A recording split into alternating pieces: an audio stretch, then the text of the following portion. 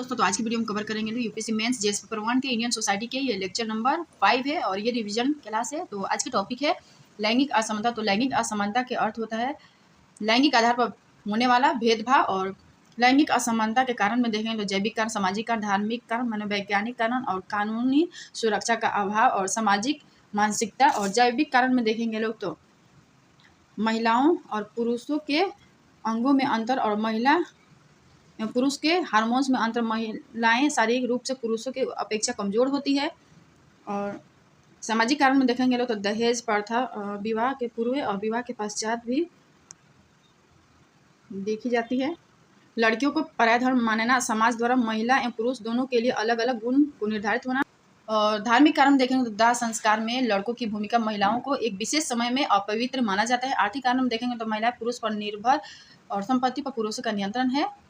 और मनोवैज्ञानिक कारण में देखेंगे तो साइमन डी बुआ के अनुसार देखेंगे तो पुरुष समय के रूप में तथा महिलाओं को अन्य के रूप में परिभाषित करते हैं। और रूसो टेनिस के अनुसार देखेंगे तो महिलाओं को सेविका के रूप में प्रशिक्षण दिया जाना चाहिए। प्लोटो के अनुसार पुरुष होने पर गर्व है।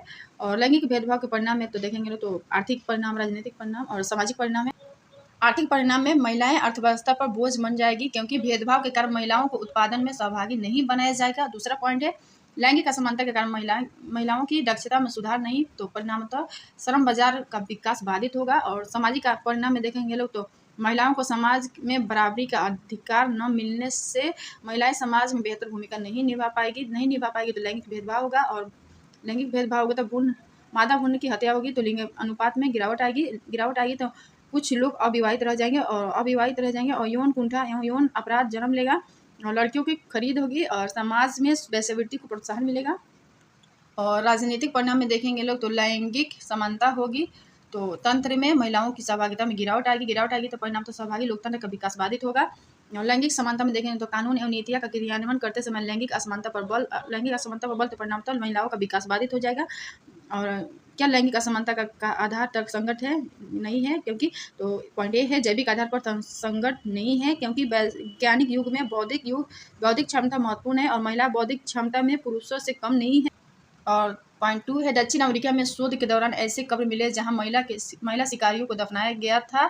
इससे यह इंगित होता है कि महिला पुरुषों से कमजोर नहीं है। और तीसरा पॉइंट है द्वितीय विश्व युद्ध के दौरान रूस एवं अमेरिका की सेनाओं में महिलाओं की भर्ती हुई थी तथा वर्तमान में इजरायली सेना में महिला सैनिकों की संख्या ज़्यादा है। इससे यह इंगित होता है कि महिलाएं शारीरिक रूप से कमजोर नहीं है। और पॉइंट बी है लैंगिक भेदभाव धार्मिक आधार पर संगत नहीं है क्योंकि पहला पॉइंट है धर्म में लैंगिक समानता पर बल दिया गया है, जैसे हिंदू धर्म में अर्धनारीश्वरी की संकल्पना है। और दूसरा पॉइंट है धर्म एवं धार्मिक ग्रंथों में महिलाओं को पुरुष से ज़्यादा महत्व दिया है। जैसे इस्लाम में कहा गया है कि महिला के पैर के नीचे जन्नत होती है। हिंदू धर्म में महिलाओं को देवी माना गया है। पॉइंट सी है लैंगिक भेदभाव का मनोवैज्ञानिक आधार भी कमजोर है क्योंकि महिला और पुरुष दोनों समान होते हैं और सुंदर समाज के निर्माण के लिए न तो पुरुष पर महिला का वर्चस्व और न तो महिलाओं पर पुरुष के वर्चस्व की वकालत की जाती है। वस्तुतः महिला और पुरुष दोनों एक रथ के दो पहिए। और क्या लैंगिक भेदभाव एक सांस्कृतिक अवधारणा है? तो लैंगिक भेदभाव एक सांस्कृतिक अवधारणा है। महिला और पुरुष की सामाजिक सांस्कृतिक परिभाषा को इंगित करता है। यह उन तरीकों को इंगित करता है जिनके आधार पर समाज शास्त्री और पुरुष के बीच भेद करता है और उनके लिए उसी के अनुरूप अलग अलग भूमिका निर्धारित करता है। समाज जैविक पुरुष और जैविक स्त्री के लिए पुरुष तत्व और स्त्री तत्व के गुणों को निर्धारित कर उसे औरत में बदल देता है। और बचपन से ही लड़के आक्रामक प्रवृत्ति के होते हैं तथा लड़कियों को अच्छी माँ बनने के लिए सिखाया जाता है। लड़कियों को सिखाया जाता है कि पुरुष पर निर्भर होने के लिए उसे आकर्षित कर इसके लिए लड़कियों को अपनी शारीरिक ताकत युद्ध के बजाय अपने सौंदर्य पर ध्यान देना चाहिए। और बच्चे काफ़ी छोटे उम्र से ही पुरुष एवं स्त्री के गुणों को आत्मसात कर लेते हैं जो उनके व्यवहार में दिखता है। समाज शास्त्री मीड के अनुसार जेंडर के लिए सेक्स कोई निर्धारक तत्व नहीं है। वस्तुतः महिला पुरुष के बीच अंतर का कारण संस्कृति में निहित है। इसे स्पष्ट करने के लिए मीड ने जनजातीय समाज का अध्ययन किया और यह निष्कर्ष निकाला कि पहला पॉइंट है न्यू गुयाना के यूरोपीय जनजाति के पुरुष एवं महिला दोनों के अंदर स्टीरियोचित गुण है, अर्थात दोनों सौम्य, संवेदनशील एवं करुणाशील है। और मुंद गुमर जनजाति के पुरुष एवं महिला दोनों के अंदर पुरुषोचित गुण है, अर्थात महिलाएं भी पुरुष जैसे व्यवहार करती है। और तीसरा पॉइंट है तचाम्बुली जनजाति के महिला और पुरुष विपरीत गुण है, अर्थात पुरुष के महिलाओं के गुण तथा महिलाओं के अंदर पुरुष के गुण है। इसीलिए मीड ने यह कहा है कि लैंगिक भेदभाव का कारण समाज एवं संस्कृति है, न कि इसके लिए। सिमोन दी बुआ ने यह कहा कि औरत पैदा नहीं होती है, बनाई जाती है, और इसीलिए समाज में लैंगिक समानता की मांग की जाती है, न कि सेक्स के आधार पर समानता की मांग। तो क्योंकि पहला पॉइंट है सेक्स के में अंतर प्रकृति प्रदत्त है और प्रकृति द्वारा महिला एवं पुरुष के प्रजनन अंगों में अंतर किया गया है, जबकि लैंगिक भेदभाव समाज की देन है। और दूसरा पॉइंट है प्रजनन अंग में अंतर के कारण महिला एवं पुरुष के शारीरिक संरचना में अंतर होता है, इससे छेड़छाड़ एक दृष्टि से प्रकृति के साथ छेड़छाड़। तीसरा पॉइंट है सेक्स एक जैविक आधार पर, जैविक जेंडर एक सांस्कृतिक आधार है। और लैंगिक समानता के आधार में देखेंगे तो मानववादी आधार है, धार्मिक आधार है, कानूनी आधार और संवैधानिक आधार है। और मानववादी आधार में देखेंगे तो महिला एवं पुरुष दोनों मानव है और तथा मानववाद दोनों के कल्याण पर बल देता है। मानववाद मानव को साध मानता है और मानववाद महिला एवं पुरुष दोनों को बौद्धिक मानता है, इसीलिए दोनों के समानता पर बल देता है। और मानववाद वैज्ञानिक दृष्टिकोण की वकालत करता है, इस दृष्टि से महिलाएं समाज में पुरुषों से कम नहीं। धार्मिक पॉइंट भी है, धार्मिक आधार तो धर्म तो हम सब ईश्वर के संतान है, अतः महिला पुरुष दोनों समान है। और कानूनी आधार पर देखेंगे तो लैंगिक आधार पर भेदभाव को कानून के विरुद्ध माना जाता है और कानून का निर्माण महिला एवं पुरुष दोनों के समान विकास के लिए किया जाता है और सरकार के अधीन रोजगार में सभी को समान अवसर उपलब्ध होता है। और संवैधानिक आधार में देखेंगे लोग तो पॉइंट डी है संवैधानिक आधार, तो प्रस्तावना में सामाजिक आर्थिक राजनीतिक न्याय को आदर्श माना गया है। भारतीय संविधान के अनुच्छेद 14, 15 और 16 में लैंगिक आधार पर भेदभाव का निषेध और आर्टिकल 21 में गरिमामय जीवन की वकालत तथा पुरुषों के साथ महिलाओं के गरिमामय जीवन पर बल देता है। अनुच्छेद 39 में समान कार्य के लिए समान वेतन पर बल की बात की गई है। और लैंगिक समानता के लिए महिला आंदोलन, तो लैंगिक समानता के लिए महिला आंदोलन पर बल दिया जाने लगा है क्योंकि अधिकारों के लिए संघर्ष करना पड़ता है, परंतु महिला आंदोलन को पूर्णतः सफलता नहीं मिली क्योंकि पहला पॉइंट है महिला आंदोलन के लिए राजस्व की आवश्यकता होती है, जबकि संसाधनों पर पुरुषों का नियंत्रण है। दूसरा पॉइंट, महिला आंदोलन को पुरुष नकारात्मक दृष्टि से देखता है, इसलिए पुरुष महिला आंदोलन को सहयोग नहीं देता है। और भारत में महिला आंदोलन का विस्तार नहीं हो पाया क्योंकि पहला पॉइंट है भारत में अशिक्षा के कारण महिलाओं के अंदर जागरूकता की कमी है, इसलिए महिला आंदोलन को लेकर ज़्यादा सक्रिय नहीं हो पाती है। और पॉइंट 2 है भारत में सामाजिक परंपरा जैसे घूंघट प्रथा इत्यादि, भारत में सामाजिक परंपराओं ने महिलाओं की भूमिका को सीमित कर दिया है। भारत में संपत्ति पर पुरुषों का नियंत्रण है और धर्म की इस तरह व्याख्या की गई है कि महिलाओं ने पुरुष को सेवा को ही अपना लक्ष्य मान लिया तथा पति परमेश्वर की अवधारणा को महिमामंडित किया गया है।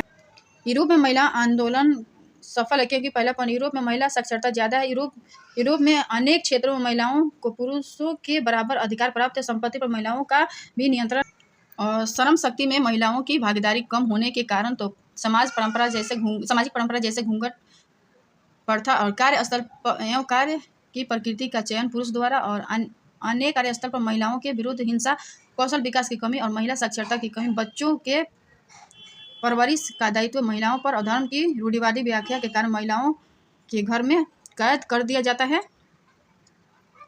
तो समाज देखेंगे, समाज के दो भागों में बांट करेंगे, पहला शहरी समाज, दूसरा ग्रामीण समाज। तो शहरी समाज में गैर कृषि क्षेत्र महिलाओं की सहभागिता ग्रामीण समाज की अपेक्षा ज़्यादा है क्योंकि शहरी समाज में महिला साक्षरता अधिक है और सामाजिक रूढ़ियाँ अर्थात पर्दा प्रथा का अभाव है। दूसरा ग्रामीण समाज में देखेंगे लोग तो गैर कृषि क्षेत्र में महिलाओं की सहभागिता कम है क्योंकि ग्रामीण क्षेत्र में पर्दा प्रथा को महत्व दिया जाता है। और दूसरा पॉइंट है बच्चों के परवरिश की जिम्मेदारी महिलाओं पर होती है।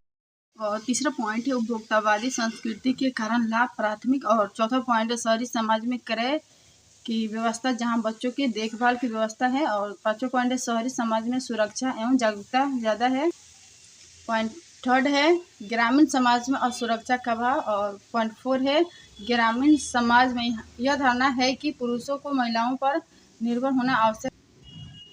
भारतीय अर्थव्यवस्था का विश्लेषण किया जाए तो यह देखा जा रहा है कि असंगठित क्षेत्र में महिलाओं की सहभागिता में कमी है क्योंकि तो पहला पॉइंट जागरूकता अभियान के कारण महिलाएं उच्च शिक्षा की ओर अग्रसर हो रही है और जिससे निम्न आर्थिक गतिविधियों में महिला श्रम शक्ति में गिरावट आई है। दूसरा पॉइंट है महिला सशक्तिकरण एवं अन्य क्षेत्रों में महिला आरक्षण के कारण उच्च आर्थिक गतिविधि की ओर महिलाओं की रुझान बढ़ा है और इसीलिए महिलाएं निम्न आर्थिक गतिविधियों में शामिल होने के बजाय कौशल विकास पर बल दे रही है। तीसरा पॉइंट है स्टार्टअप एंड मुद्रा योजना के कारण महिलाओं ने स्वरोजगार पर बल दिया है। और चौथा पॉइंट है मातृ अवकाश में वृद्धि के कारण महिलाओं को श्रमिक के रूप में रखने पर कंपनियां महत्व नहीं दे रही है और बेशक असंगठित क्षेत्र महिलाओं की सहभागिता गिरी है। कोरोना काल में बढ़ती बेरोजगारी के कारण महिलाओं की स्थिति खराब हुई है, किंतु संगठित क्षेत्र महिलाओं की सहभागिता बढ़ी है। भारतीय समाज में पुरुषवादी मानसिकता के कारण महिला पुरुष श्रमिक को मान्यता मिली है, किंतु महिला कृषक की स्वीकार्यता कम है। क्योंकि में कुछ पॉइंट आ जाएगा। पहला पॉइंट है महिलाएं अकुशल होती है, उनमें विरोध की भावना कम होती है तथा महिलाओं का श्रम सस्ता होने के कारण महिला कृषि श्रमिक की मांग ज़्यादा है। दूसरा पॉइंट है उत्तर भारत में ग्रामीण क्षेत्रों से पुरुषों का पलायन शहर और होता है, परिणाम स्वरूप महिलाएं कृषि उत्पादन में कृषि कार्य की जिम्मेदारी ले लेती हैं। तीसरा पॉइंट है ग्रामीण क्षेत्रों में परिवार की आजीविका को सुनिश्चित करने की जिम्मेदारी महिलाओं की होती है, इसीलिए महिलाएं रोजगार के लिए कृषि श्रमिक बनना पसंद करती है। परंतु भारत में महिला कृषकों की संख्या कम है, क्योंकि पहला पॉइंट है पितृसत्तात्मक व्यवस्था में भूमि पर पुरुषों का नियंत्रण है और दूसरा पॉइंट है लड़कियों का पराया धन माना जाता है और तीसरा पॉइंट है वंश परंपरा को आगे बढ़ाने में पुत्र की भूमिका होती है, इसलिए पिता अपने जमीन को अपने पुत्र के नाम हस्तांतरण करता है। और श्रम शक्ति में महिलाओं की बढ़ती भागीदारी एवं उससे उत्पन्न चुनौती, तो श्रम बाजार में उच्च आर्थिक गतिविधियों में महिलाओं की बढ़ती सहभागिता एवं ग्रामीण क्षेत्रों में शहर की ओर पुरुषों के पलायन के कारण महिलाओं के समक्ष कुछ नई चुनौतियां पैदा हो रही है।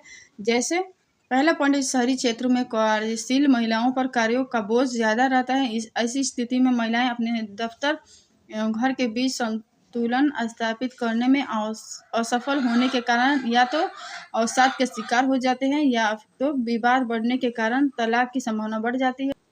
और दूसरा पॉइंट है ग्रामीण क्षेत्रों से पुरुषों के पलायन होने के कारण शहरी क्षेत्रों में वेश्यावृत्ति को प्रोत्साहन मिलता है, परिणाम स्वरूप पुरुष ऐसे विवादों का वाहक बन जाता है जिसका सामना ग्रामीण महिलाओं को करना पड़ता है। लैंगिक समानता एवं महिला सुरक्षा के लिए कानूनी एवं संवैधानिक प्रावधान, तो नीति निर्देशक तत्वों में समान कार्य के लिए समान वेतन पर बल दिया गया है, समान पारिश्रमिक अधिनियम का लागू होना। और तीसरा पॉइंट है कार्यस्थल पर महिलाओं के यौन उत्पीड़न को रोकने के लिए एक अधिनियम पारित किया गया जिसे यौन उत्पीड़न रोकथाम निषेध और निवारण अधिनियम कहा जाता है। इस अधिनियम से कार्यस्थल पर महिलाओं की सुरक्षा पर बल दिया गया है। इसके साथ शिकायतों का निवारण करने के लिए सभी मंत्रालय और विभाग आंतरिक शिकायत सुनवाई समिति का गठन अनिवार्य बनाया गया है। यह समिति को 90 दिन के अंदर जांच को पूरा करना अनिवार्य है तथा रिपोर्ट प्राप्त करने के 60 दिन के अंदर कार्रवाई करना आवश्यक है। और इस अधिनियम के तहत सी बॉक्स की सुविधा उपलब्ध कराई गई है और सी बॉक्स के तहत पीड़ित महिला शिकायत कर सकती है। और चौथा पॉइंट है सरकार ने महिलाओं को सुरक्षा के संबंध में वन स्टॉप सेंटर योजना लॉन्च की, जिसे सखी के नाम से जाना जाता है और ये केंद्रीय महिला आयोग बाल विकास मंत्रालय के तहत संचालित एक केंद्रीय योजना है। इसके तहत एक ही छत के नीचे हिंसा से पीड़ित महिलाओं और बालिकाओं को एकीकृत रूप से सहायता की जाती है और इसका लाभ हिंसा से पीड़ित सभी महिलाओं को मिलता है। और पांचवा पॉइंट है 3 तलाक की परंपरा को रोकने के लिए एक अधिनियम लाया गया है ताकि महिलाओं को शोषण रुक सके। और नेक्स्ट टॉपिक है लिंगानुपात। तो लिंगानुपात का अर्थ होता है प्रति 1000 पुरुषों पर महिलाओं की संख्या। भारत में लिंगानुपात कम होने के कारण तो मादा भ्रूण की हत्या और दूसरा कारण है मातृ मृत्यु दर ज़्यादा और मादा भ्रूण हत्या के कारण तो आर्थिक कारण में गरीबी और संपत्ति पर पुरुषों का नियंत्रण। दूसरा है धार्मिक कारण में देखेंगे तो दाह संस्कार में पुत्र की भूमिका महत्वपूर्ण। और दूसरा पॉइंट है धर्म में महिलाओं को बराबरी का अधिकार प्राप्त नहीं है। और मादा भ्रूण हत्या के कारण तो वैज्ञानिक कारण देखेंगे तो लिंग परीक्षण की तकनीक का विकास, और दूसरा कारण है 2 बच्चों या 1 बच्चों की नीति। तो इस नीति के कारण पुत्र की चाहत में भ्रूण की हत्या और मातृ मृत्यु दर का ज़्यादा होने के कारण तो महिला पुरुष में देखेंगे लोग तो महिला कुपोषण में देखेंगे लोग तो लड़कियों को पराया धन मानना, पुरुषों के खाने के बाद महिला का भोजन करना, और पारिवारिक गरीबी के कारण महिलाओं के पोषण की उपेक्षा और महिलाओं पर ज़्यादा बच्चा पैदा करने का दबाव, और निरंतर प्रसव के कारण महिलाओं के खून की कमी, और महिला पोषण कार्यक्रम का असफल क्रियान्वयन न हो पाना, और महिला साक्षरता में कम उम्र में विवाह तथा कार्यों का बोझ, और परंपरागत तरीके से प्रसव अर्थात असुरक्षित प्रसव, लिंगानुपात कम होने के परिणाम तो कुछ लोग अविवाहित रह जाएंगे।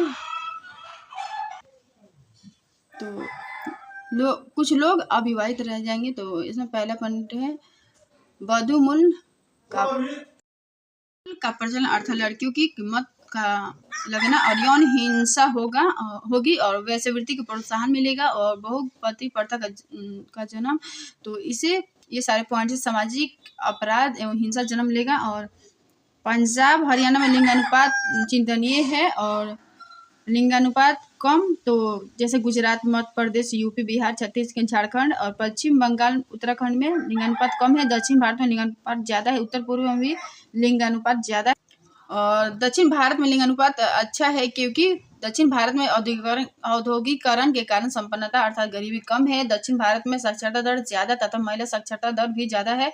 उचित लिंगानुपात के प्रति जागरूकता और महिला कुपोषण को दूर करने पर बल, अर्थात सुपोषण कार्यक्रम की सफलता पर बल, सुरक्षित माध्यम से प्रसव पर बल, और जन्म दर कम होने से महिला कुपोषण में कमी। और उत्तर भारत में लिंगानुपात कम के कारण देखेंगे लोग तो मादा भ्रूण की हत्या, दूसरा है मातृ मृत्यु दर ज़्यादा। और मादा भ्रूण की हत्या में देखेंगे तो गरीबी, सामाजिक बुराई जैसे दहेज प्रथा, पारिवारिक प्रतिष्ठा को लड़कियों की सुरक्षा के साथ जोड़ देना, और लिंग परीक्षण की तकनीक तक आसानी से पहुंच, पुत्र के प्रति प्रबल इच्छा, और लड़कियों को पराया धन मानना चाहता है, और मातृ मृत्यु दर ज़्यादा तो गरीबी के कारण महिला कुपोषण और महिला साक्षरता में कमी, अधिक बच्चा पैदा करने का दबाव, और सुरक्षित प्रसव, और भ्रष्टाचार के कारण पोषण कार्यक्रम को सफलता संदिग्ध।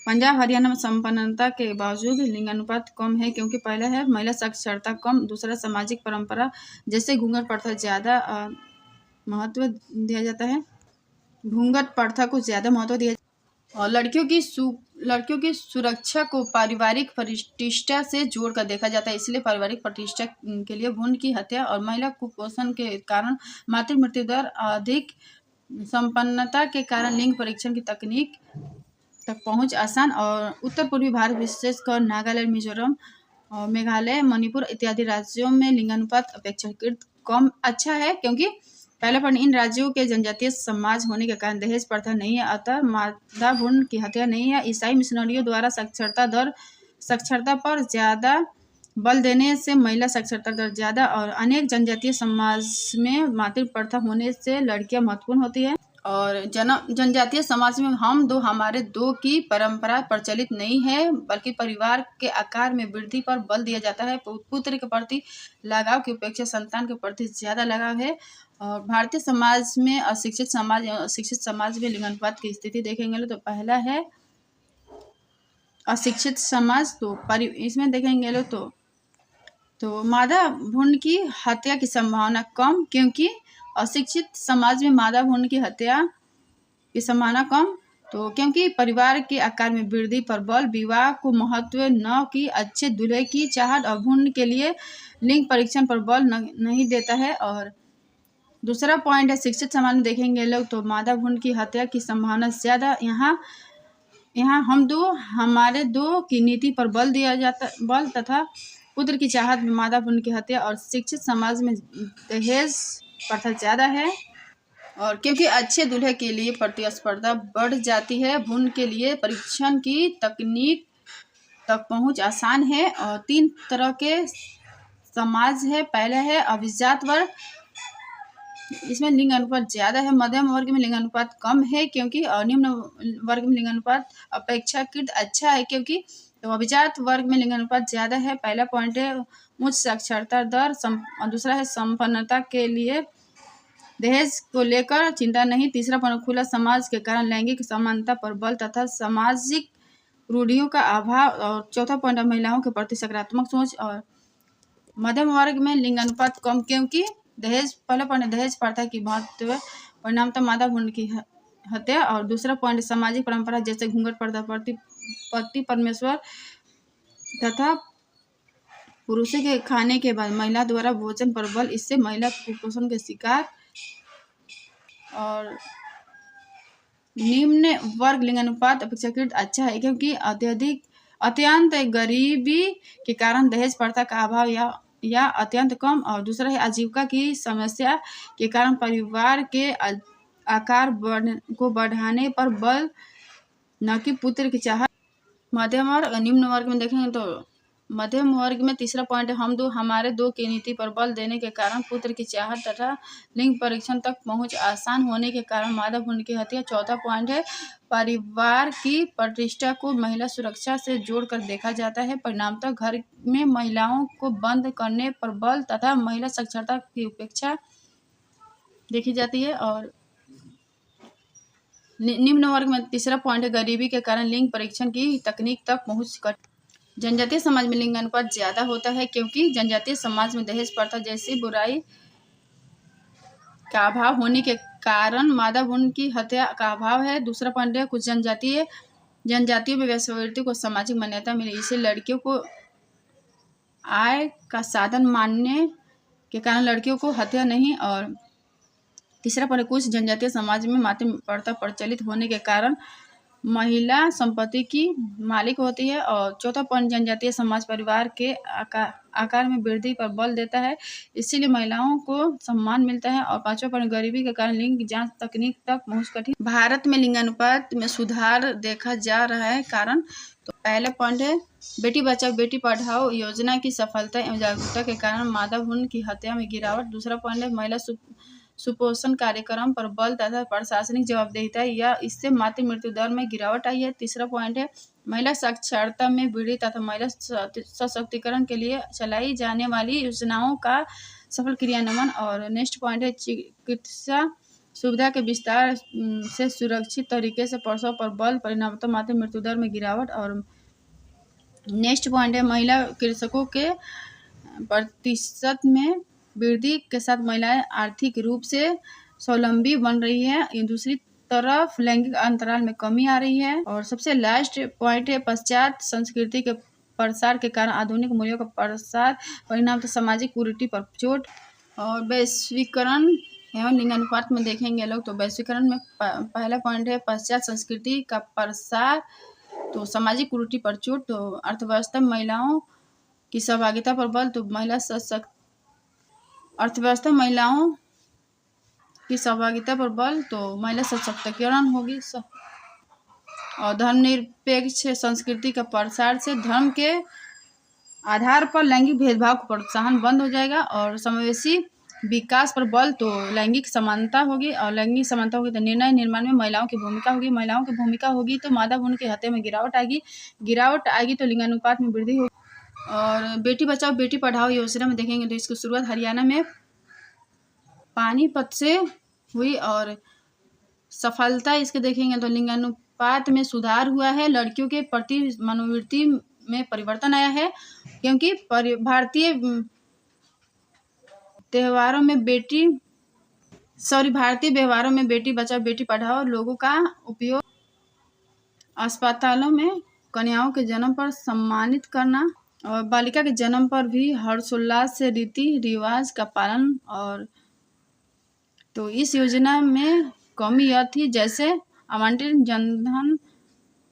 धन का उपयोग कम किया गया और दूसरा बजट आवंटन में कमी और उचित निगरानी का अभाव। जन्म दर में देखेंगे लोग तो जन्म दर से जनसंख्या में वृद्धि होगी तो अर्थव्यवस्था पर बोझ बढ़ेगा। बोझ बढ़ेगा तो बचत का ज़्यादा भाग खिलाने पर खर्च होगा, खिलाने पे खर्च होगा तो निवेश कम होगा, निवेश कम होगा तो औद्योगिकरण कम होगा, औद्योगिकरण कम होगा तो रोजगार का सृजन कम होगा, और सृजन कम होगा तो गरीबी ज़्यादा देखने को मिल। और जनसंख्या में अधिक वृद्धि से अर्थव्यवस्था पर बोझ बढ़ जाता है, इसीलिए जनसंख्या को नियंत्रण करना आवश्यक है। तो कठोर कार्रवाई का एवं आर्थिक दंड का प्रावधान और आर्थिक एवं सामाजिक प्रोत्साहन नीति और शिक्षा का विस्तार, क्योंकि शिक्षा एवं बेहतर गर्भ निरोधक मानी जा और शिक्षा के बेहतर गर्भ निरोधक क्यों माने जाता है, तो कारण शिक्षा के प्रसार से बाल विवाह में गिरावट आती है, परिणामतः जन्म दर में गिरावट, और शिक्षा में प्रसार से स्वास्थ्य के प्रति जागरूकता और पैदा करने की आवश्यकता समाप्त हो। महिला शिक्षा के प्रसार से महिला सशक्तिकरण तथा सुरक्षित प्रसव पोषण कार्यक्रम के प्रति जागरूकता, और शिक्षा के प्रसार से कौशल विकास एवं रोजगार की संभावना में वृद्धि, इससे अपने करियर के प्रति जागरूकता में वृद्धि, इससे विवाह की उम्र में वृद्धि, और मिजोरम में साक्षरता दर ज़्यादा होने के बावजूद जन्म दर ज़्यादा है, क्योंकि तो मिजोरम में जनजातीय समुदाय के बीच वर्चस्व को लेकर संघर्ष चलता है। इस संघर्ष में जीत को सुनिश्चित करने के लिए समुदाय के आकार में वृद्धि पर बल दिया जाता है।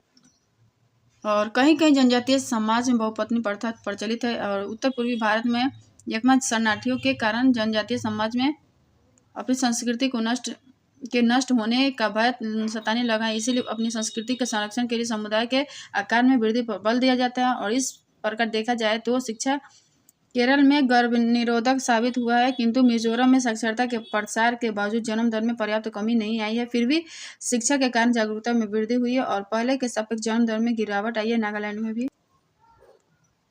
उत्तर भारत विशेषकर उत्तर पूर्व बिहार में जन्म दर ज़्यादा है, क्योंकि पहला है पॉइंट, उत्तर भारत में गरीबी ज़्यादा है, और गरीबी से ज़्यादा आय के लिए ज़्यादा हाथ पर बल, तो इसके लिए जन्म दर ज़्यादा तो जनसंख्या वृद्धि होगी तो बचत का ज़्यादा भाग खिलाने पर खर्च होगा तो बचत कम होगी, निवेश कम होगा, बचत कम होगी तो निवेश कम होगा तो औद्योगिकरण कम होगी, और औद्योगिकरण कम होगी तो रोजगार का सृजन कम तो गरीबी में वृद्धि होगी। और उत्तर भारत विशेषकर उत्तर पूर्व बिहार में ज़्यादा जन्म दर ज़्यादा है, तो क्योंकि उत्तर भारत में गरीबी ज़्यादा है, उत्तर भारत में साक्षरता कम होने से जागरूकता कम, और तीसरा पॉइंट है चिकित्सा सुविधा एवं पोषण कार्यक्रम तक पहुंच कठिन होने से शिशु मृत्यु दर ज़्यादा, परिणामतः जन्म दर में वृद्धि पर बल, और चौथा पॉइंट उत्तर भारत में बाल विवाह को सामाजिक मान्यता, और पांचवा पॉइंट उत्तर भारत में परिवार के आकार में को महत्व दिया जाता है, और उच्च वर्ग में जन्म दर कम तो साक्षरता ज़्यादा, शिशु मृत्यु दर कम, संपन्नता, बाल विवाह की अस्वीकृति, और निम्न वर्ग में जन्म दर ज़्यादा तो गरीबी ज़्यादा, और साक्षरता अत्यंत कम, बाल विवाह को सामाजिक मान्यता, और 2 बच्चों की नीति। तो अनेक राज्यों के स्थानीय निकायों के चुनाव में भाग लेने के लिए 2 बच्चों की नीति के अनिवार्यता लागू, इसे लागू करने की आवश्यकता क्यों, तो सीमित संसाधन, कम बच्चों के कारण परिवार पर बोझ कम तथा उच्च जीवन स्तर की संभावना और जागरूकता की कमी के कारण नीति को बाध्यकारी बनाना आवश्यक, ताकि जनसंख्या का नियंत्रण हो, और अधिक बच्चे पैदा करने के कारण मातृ मृत्यु दर में वृद्धि हो जाती है। और मातृ मृत्यु दर को कम करने के लिए 2 बच्चों की नीति आवश्यक है, और 2 नीति के नकारात्मक परिणाम हो सकते हैं। जैसे पहला पॉइंट है, इस नीति के लागू करने से असुरक्षित गर्भपात बढ़ जाएगा। दूसरा पॉइंट, बच्चों की निश्चित संख्या के लिए किसी प्रकार की बाध्यता से प्रतिकूल परिणाम उत्पन्न हो सकते हैं, जैसे लिंग चयनात्मक गर्भपात तथा लिंगानुपात में कमी, परिणामतः महिलाओं के तस्करी एवं वैश्यावृत्ति को प्रोत्साहन मिल सकता है। दूसरा पॉइंट, गरीबी में कमी एवं महिलाओं के शिक्षित होने के कारण भारत के अनेक राज्यों में प्रजनन दर में तेजी से गिरावट आई है। और चौथा पॉइंट, भारत 1994 जनसंख्या और विकास उद्घोषणा पर अंतर्राष्ट्रीय सम्मेलन में एक हस्ताक्षरकर्ता देश के रूप में शामिल हुआ, और इस कानून के तहत भारत बच्चों को वांछनीय संख्या को निर्धारित करने के दंपतियों को मुक्त रूप से निर्णय लेने के अधिकार का सम्मान करने हेतु प्रतिबद्ध, और जन्म दर को कम करने के लिए तो पहला पॉइंट है महिला साक्षरता पर बल, दूसरा पंचायती स्तर पर प्रतीकात्मक को प्रोत्साहन योजना का संचालन, और उन पंचायतों को सम्मिलित किया जाए जहां जन्म दर में गिरावट आई है और बाल विवाह के विरोध कठोर कार्रवाई तथा पंचायती स्तर पर निगरानी समिति का गठन, महिला विवाह की उम्र में वृद्धि, गर्भ का चिकित्सकीय समापन संशोधन विधेयक 2020 देखेंगे तो इस विधेयक में गर्भपात की समय अवधि में वृद्धि की गई है। यह अवधि 20 सप्ताह से बढ़कर 24 सप्ताह कर दी गई है और भ्रूण से संबंधित गंभीर असमान के मामले में 24 सप्ताह के उपरांत गर्भ की समाप्ति के लिए राज्य स्तरीय मेडिकल बोर्ड का परामर्श लेना आवश्यक है।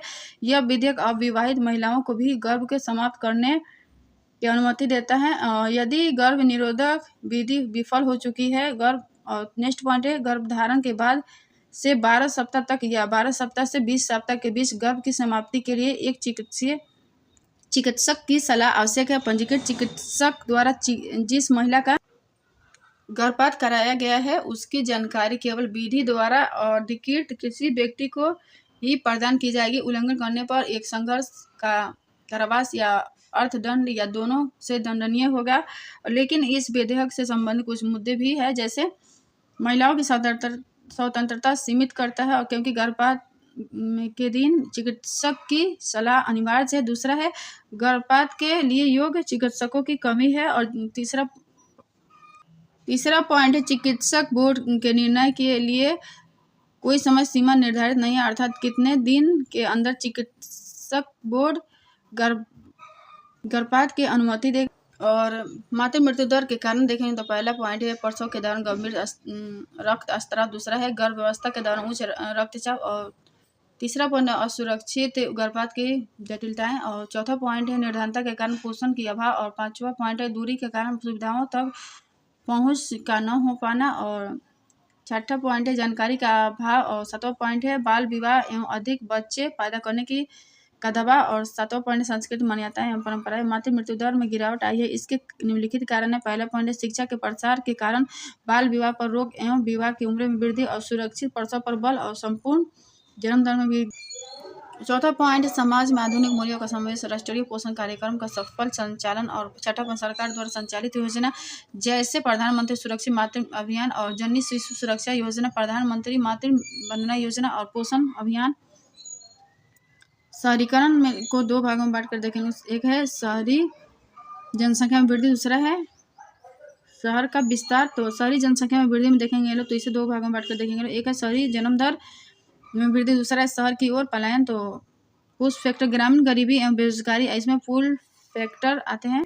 और शहर की ओर पलायन तो पुश फैक्टर और दूसरा है फुल फैक्टर। तो इसे दो भागों में बांट कर देखेंगे लोग। तो पहला है पुश फैक्टर, तो ग्रामीण गरीबी एवं बेरोजगारी और पारिवारिक विवाद और खुले समाज में जाने की तीव्र इच्छा और जनजातीय भेदभाव देखी जाती है। और फुल फैक्टर में शहरी आधारभूत संरचना। और नेक्स्ट पॉइंट है, अच्छे स्कूल एवं अस्पताल और उच्च जीवन स्तर। सरकार द्वारा शहरीकरण को प्रोत्साहित, क्योंकि शहर को विकास का इंजन कहा जाता है। क्योंकि पहला पॉइंट है, शहर के विस्तार से सेवाओं की मांग में वृद्धि, परिणामतः रोजगार का सृजन होगा। और शहर के विस्तार से बाजार का विस्तार एवं विकास होता है, क्योंकि शहर में रहने वाले लोगों की क्रय शक्ति ज़्यादा होती है। इस बाजार का दोहन करने के लिए शहरों में बड़ी कंपनियों द्वारा निवेश किया जाता है और शहरों में विनिर्माण केंद्र का विकास होता है और अर्थव्यवस्था का विस्तार होता है। और नेक्स्ट पॉइंट है, शहरीकरण से रियल एस्टेट का विकास होता है, क्योंकि घरों की मांग में वृद्धि होती है। और शहरों में परिवहन क्षेत्र, बैंकिंग, होटल, पर्यटन इत्यादि का विकास होने के साथ कुछ